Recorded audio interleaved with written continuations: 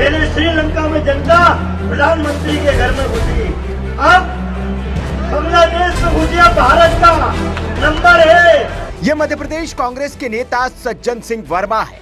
ये छोटे मोटे नेता नहीं, पूर्व मंत्री रहे हैं और गांधी परिवार के वफादारों में शामिल है। यह खुलेआम रैलियों में लोगों को भड़का रहे हैं और कह रहे हैं कि भारत के लोग भी बांग्लादेश की तरफ पीएम हाउस पर कब्जा कर लेंगे। ये अकेले नहीं है, कांग्रेस के बड़े नेता सलमान खुर्शीद ने भी इनसे 2 कदम आगे बढ़ते हुए कह दिया है कि भारत में ऐसा होने वाला है क्योंकि भारत की जनता अंदर ही अंदर सुलग रही है। मतलब जो कांग्रेस अब जनता के वोट से सत्ता नहीं पा रही है, वो साजिश रचकर सत्ता हासिल करना चाहती है। ये बड़ा सवाल है। बांग्लादेश में कट्टरपंथी भीड़ ने जिस तरह से पीएम आवास में घुसकर लूटपाट की, इसे कांग्रेसी जायज ठहरा रहे हैं। एक महिला प्रधानमंत्री के अंगवस्त्रों को उसके कबर्ड से बाहर निकालकर सार्वजनिक तौर पर लहराकर उसे अपमानित करने वाले ये लफंगे कांग्रेस के लिए हीरो है। बांग्लादेश में यह आंदोलन शेख हसीना के खिलाफ तो था ही, लेकिन भारत के खिलाफ भी है। इसका अंदाजा इन तस्वीरों से आप लगा सकते हैं।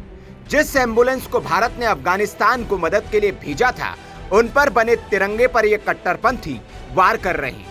शेख हसीना सरकार से भारत के रिश्ते किसी से छिपे नहीं हैं और भारत विरोधियों को यही रिश्ते चुभते रहे हैं। इसीलिए बांग्लादेश का ये विरोध प्रदर्शन सिर्फ शेख हसीना के खिलाफ न होकर भारत के खिलाफ भी है और इसमें भारत विरोधी ताकतों का पूरा समर्थन है।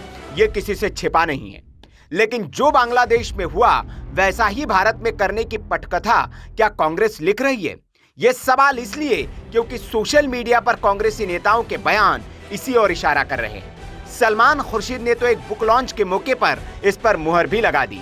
उन्होंने कहा, कश्मीर में सब कुछ सामान्य लग सकता है, यहाँ भी सब सामान्य लग सकता है। हम जीत का जश्न मना रहे होंगे। हालांकि कुछ लोगों का मानना है कि 2024 में जीत बहुत मामूली थी और अभी बहुत कुछ करने की जरूरत है। सच्चाई ये है कि अंदर अंदर कुछ तो सुलग रहा है। बांग्लादेश में जो हो रहा है वो यहाँ भी हो सकता है। यह बयान सलमान खुर्शीद का है। अब सज्जन सिंह वर्मा को भी सुन लीजिए। मैं तो सिर्फ इतनी बात कहना चाहता हूँ, 2 दिन से टीवी पे आप देख रहे हो, बांग्लादेश की जनता शेख हसीना की गलत नीतियों की वजह से, बांग्लादेश की सरकार की गलत नीतियों की वजह से कल प्रधानमंत्री आवास में घुस गई, राष्ट्रपति भवन में घुस गई। याद रखना नरेंद्र मोदी जी, एक दिन ये जनता जितने सड़क पे हिलोरे ले रही है, एक दिन तुम्हारी गलत नीतियों से तुम्हारे प्रधानमंत्री निवास में घुस जाएगी, कब्जा कर लेगी। अभी श्रीलंका में हुआ, पहले श्रीलंका में जनता प्रधानमंत्री के घर में घुसी, अब बांग्लादेश में घुसिया भारत का नंबर है। तो सुना आपने, कांग्रेस के ये नेता ख्वाब देख रहे हैं कि भारत में भी वैसी हिंसा और अराजकता हो जैसी बांग्लादेश में हुई है। क्या कांग्रेस भारत में ऐसे तख्ता पलट करना चाहती है? ये सवाल अब बीजेपी भी पूछ रही है। सलमान खुर्शीद कहते हैं कि जो बांग्लादेश में हुआ वो भारत में भी हो सकता है। क्या ये भड़काने की कोशिश की जा रही है? क्या ये किसी को आइडिया देने की कोशिश की जा रही है? और सवाल ये भी बनता है कि क्या भारत की लोकतांत्रिक संस्थाओं पर फिर से सवाल खड़ा किया जा रहा है? अरे मोदी विरोध में उतरते उतरते भारत की संस्थाओं के खिलाफ आप क्यों उतरते हैं? क्या भारत की सेना ने कभी भी राजनीति में हस्तक्षेप किया है?